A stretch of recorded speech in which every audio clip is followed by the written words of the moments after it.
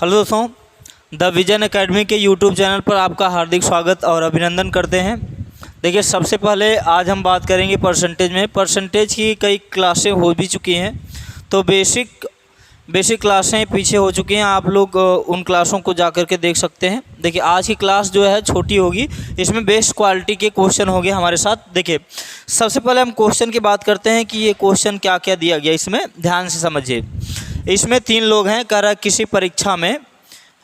किसी परीक्षा में उत्तीर्ण होने के लिए 40% अंक अनिवार्य हैं। यदि ए उत्तीर्ण होने वाले अंक से 10% अंक कम पाता है और बी ए से 11.11% कम अंक पाता है, तो ए और बी के अंकों के योग से कितने प्रतिशत अंक कम लाए कि वह पास हो जाए। देखिए, प्रश्न ये कहना चाह रहा है कि किसी भी परीक्षार्थी, यहाँ पर टोटल आपके पास कितने परीक्षार्थी हैं? 3 लोग, 3 परीक्षार्थी हैं, ए, बी और सी। यानी कहने का मतलब है कि परीक्षा में पास होने के लिए टोटल हमें न्यूनतम कितने अंक चाहिए? 40 अंक चाहिए।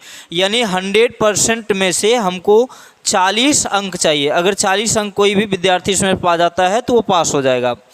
तो यहाँ पर देखिए, अब कह क्या रहा है कि ए उत्तीर्ण होने वाले अंक से 10% अंक कम पाता है। देखिए, 40 अंक पाएगा तो कोई भी पास हो जाएगा, लेकिन इसमें कह रहा है कि ए जो है वो पासिंग मार्क्स से 10% नंबर कम पा रहा है। तो मेरे भाई 40 का अगर 10% मैं कम करूंगा, 10% का मतलब कितना होता है? 4। तो 4 नंबर ये कम पाता है, तो इसका मतलब कितना हो जाएगा? 36 नंबर। ठीक है ना।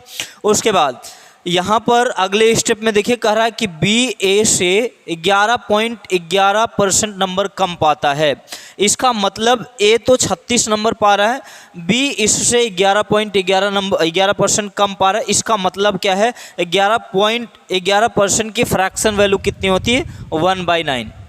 ठीक है, 1/9, अर्थात 36 का 1/9 कम पा रहा है। तो इसका मतलब है 36 का 1/9 कम पा रहा है, तो कितना हो जाएगा? 9 चौक 36।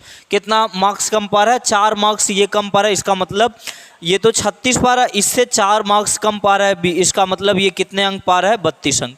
और उसके बाद लास्ट में क्या करा? ए और बी के अंकों के योग से कितने प्रतिशत अंक कम लाए कि वह पास हो जाए।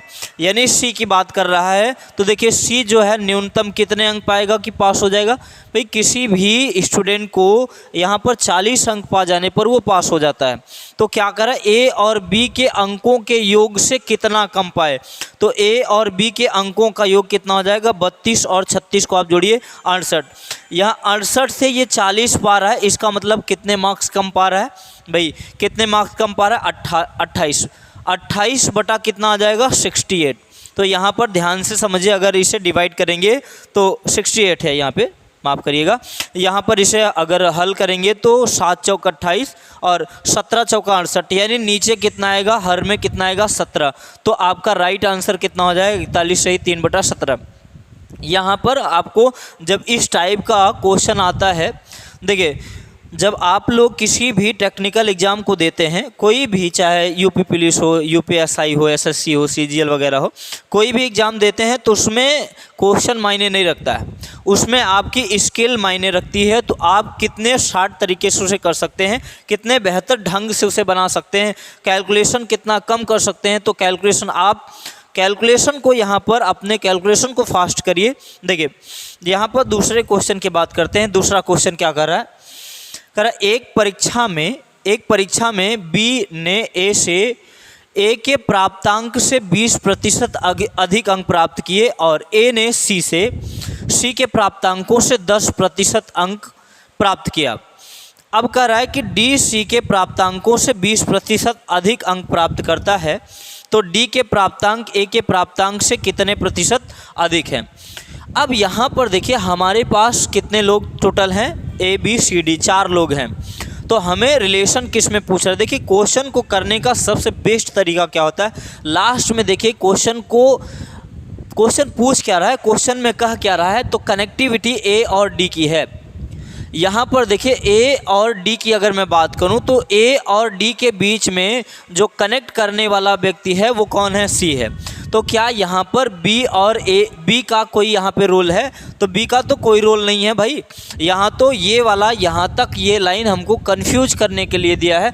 यहाँ तक हम ये इस क्वेश्चन को यहाँ तक बिल्कुल इसे छोड़ सकते हैं, इसमें इसका कोई मतलब नहीं होगा। हमारे पास यहाँ पर कौन कौन से होंगे? ए और डी, और इसके बीच में कनेक्ट हो रहा है कौन? सी। अब ध्यान से सुनिए, करा ए ने सी के प्राप्तांक से 10% अंक यहाँ पर इसे बना लीजिएगा, 10% अंक कम प्राप्त कर रहा है, कम, ठीक है ना। 10% अंक कम प्राप्त करता है। अगर मेरे भाई 100, अगर सी जो है 100 नंबर पा रहा होगा, 100 नंबर, तो कह रहा है कि ए 10% अंक, यहाँ मिसप्रिंट हुआ है, 10% अंक कम प्राप्त करता है, ठीक है ना। तो अगर सी 100 नंबर पा रहा है तो ए कितने नंबर पाएगा? 90 अंक। और उसके बाद क्या कह रहा है कि डी ने सी के प्राप्तांक से 20% अधिक अंक प्राप्त किया। डी ने सी के प्राप्तांक से 20% अधिक अंक प्राप्त किया, तो भाई यहाँ पर 100 मार्क्स किसके थे? सी के, तो डी के मार्क्स कितने हो जाएंगे? 120। अब लास्ट में पूछ रहा है कि डी के प्राप्तांक ए के प्राप्तांक से कितना प्रतिशत अधिक है। तो ए से कितने नंबर पार है? अधिक। डी जो है कितने नंबर पा रहा है भाई? यहाँ से अगर देखा जाए तो 30 मार्क्स ज़्यादा पा रहा है, जो यहाँ पर करेंगे ए का मतलब हो जाएगा 90।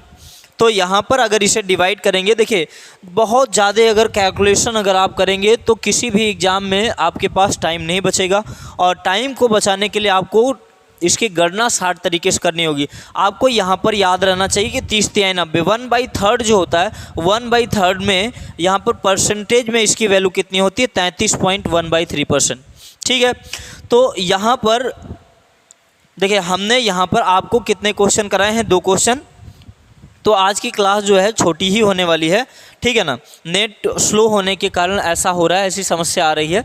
तो इस समस्याओं से जल्दी ही हम निपटारा पा लेंगे, और जो है कि इस क्लास को हम कंटिन्यू करेंगे तो बड़ी बड़ी क्लासें होगी, तो एक ही 2 वीडियो में कवर कर देंगे पूरा का पूरा।